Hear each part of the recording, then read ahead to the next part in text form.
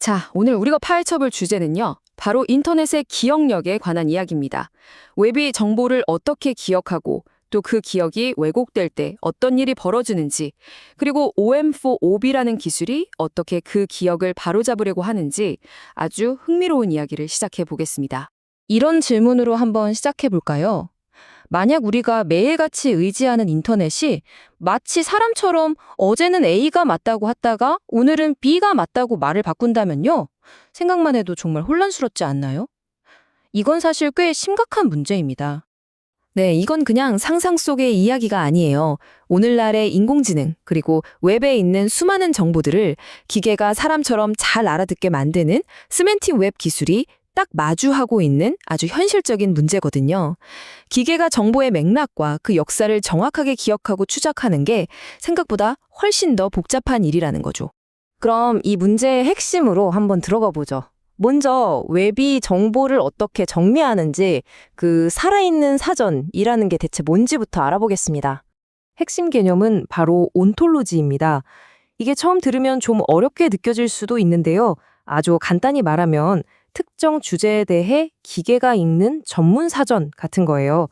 예를 들어 의학 온톨로지가 있다면 거기엔 질병, 증상, 치료법 같은 단어들 사이의 관계가 아주 촘촘하게 정의되어 있는 거죠. 그래서 컴퓨터가 이 증상은 저 질병과 관련이 있구나 하고 똑똑하게 이해할 수 있게 되는 겁니다. 근데 바로 여기서부터 문제가 시작됩니다. 지식이라는 게 가만히 멈춰 있지 않잖아요. 새로운 과학적 발견이 나오고 개념이 바뀌면서 이 디지털 사전들도 계속해서 업데이트되고 진화해야만 하는 거죠. 그렇다면 이 끊임없는 변화를 어떻게 추적할 수 있을까요? 여기에는 크게 두 가지 접근법이 있습니다. 바로 매칭과 버전 관리인데요. 이게 언뜻 보면 비슷해 보이지만 사실은 완전히 다르거든요. 이 둘의 차이를 이해하는 게 오늘 이야기의 가장 중요한 열쇠라고 할 수 있습니다. 자, 여기 그림을 보시면 그 차이가 확 느껴지실 거예요. 왼쪽에 있는 매칭, 즉 온톨로지 매칭은 서로 다른 두 개의 사전을 비교하는 작업이에요. 예를 들면 한국어 사전과 영어 사전을 펼쳐놓고 사과와 애플이 같은 뜻이구나 하고 찾아내는 거죠. 반면에 오른쪽의 버전 관리는 같은 사전의 다른 판본, 그러니까 2000년판 사전과 2024년판 사전을 비교해서 인터넷이라는 단어의 의미가 어떻게 바뀌었는지, 또 어떤 단어가 새로 생기고 사라졌는지 그 역사를 추적하는 일입니다. 완전히 다른 작업이죠? 네, 바로 그거예요. 이 버전 관리, 즉 언톨로지 버저닝의 궁극적인 목표는 이 변화의 역사를 아주 정확하게 기록하는 겁니다. 뭐가 더해지고 뭐가 빠지고 또 뭐가 어떻게 수정되었는지를 샅샅이 파악하는 거죠. 그런데 이 논문의 저자들이 지적하는 핵심 문제가 바로 이겁니다. 많은 개발자들이 편의상 완전히 다른 목적으로 만들어진 매칭 시스템을 가져다가 버전 관리 작업에 그냥 써버리고 있다는 거예요. 이건 뭐랄까, 번역기를 가지고 단어의 어원 변화를 연구하려는 것과 똑같은 거죠.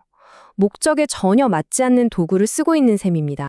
자, 이렇게 엉뚱한 도구를 사용하면 과연 어떤 결과가 초래될까요? 이 잘못된 지름길이 얼마나 심각한 문제로 이어지는지 한번 살펴보겠습니다. 그 결과는 정말 심각합니다. 첫째, 별화를 측정하는 기준 자체가 틀어져 버려요. 그러다 보니 둘째, 어떤 내용이 업데이트되었는지 제대로 찾아내질 못하는 성능 저하가 발생하고요.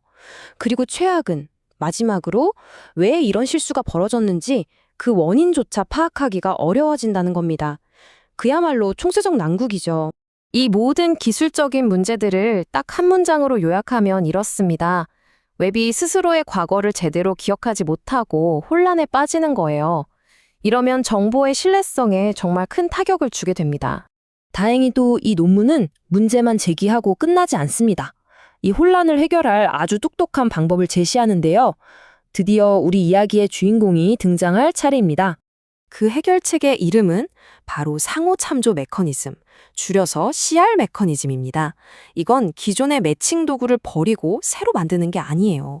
오히려 기존 도구가 일을 훨씬 더 잘하도록 돕는 아주 똑똑한 조수나 사전 탐색 팀 같은 역할을 하는 새로운 방법론이라고 생각하시면 됩니다. 자, 이게 기존의 아주 비효율적인 방식이었어요. 1단계에서 두 버전을 가져온 다음에 2단계에서는 매칭 도구가 말 그대로 처음부터 끝까지 모든 걸 다 무식하게 비교합니다. 마치 거대한 도서관에서 책 두 권의 모든 단어를 하나하나 대조하는 것과 같죠. 이러니 3단계의 결과는 정확한 분석이라기보다는 아마 이렇지 않을까 하는 추측에 가까웠던 겁니다. 하지만 이 새로운 방식은 훨씬 더 영리합니다. 1단계는 똑같지만 2단계를 보세요. 무작정 비교부터 하는 게 아니라 CR 메커니즘이라는 탐색팀이 먼저 나서서 이 부분들이 바뀐 것 같아요 하면서 유력한 후보들을 콕콕 집어줍니다. 그러면 3단계에서 매칭 도구는 모든 걸 다 볼 필요 없이 바로 이 후보들에게만 역량을 집중해서 아주 정밀하게 분석을 수행하는 거죠. 그리고 바로 이 작은 차이가 정말 놀라운 결과를 만들어냅니다. 불필요한 비교 작업을 확 줄여버리니까 전체적인 처리 속도와 정확성이 그야말로 극적으로 올라가는 거죠. 한마디로 숲 전체를 헤매는 대신에 변화가 일어난 나무 몇 그루에만 집중하게 만들어준 겁니다. 자, 그럼 이런 기술적인 개선이 현실 세계에서 우리에게 대체 어떤 의미가 있을까요? 이 부분이 왜 우리 모두에게 중요한지 한번 짚어보겠습니다. 아주 간단하게 말해서 데이터의 역사를 정확하게 추적하는 능력이야말로 신뢰할 수 있는 AI를 만드는 기초 체력이기 때문이에요. AI가 왜곡된 과거의 데이터를 학습한다면 그 AI가 내놓는 미래에 대한 예측이나 판단 역시 우리가 믿을 수 없게 되는 거죠. 이 기술이 제대로만 작동한다면요, 과학 연구는 더 정확한 데이터 변화를 추적할 수 있게 될 거고요. 우리가 매일 쓰는 AI 비서는 더 맥락에 맞는 똑똑한 답변을 할 수 있게 됩니다. 그리고 여러 산업 분야에서 데이터를 합칠 때 발생하는 수많은 오류들을 크게 줄일 수 있게 되는 거죠. 마지막으로 이 질문을 여러분께 던지면서 마무리하려고 합니다. 정보의 역사를 정확히 기록하는 건 단순히 과거를 보존하는 걸 넘어서 우리가 신뢰할 수 있는 미래를 쌓아 올리는 벽돌과도 같습니다.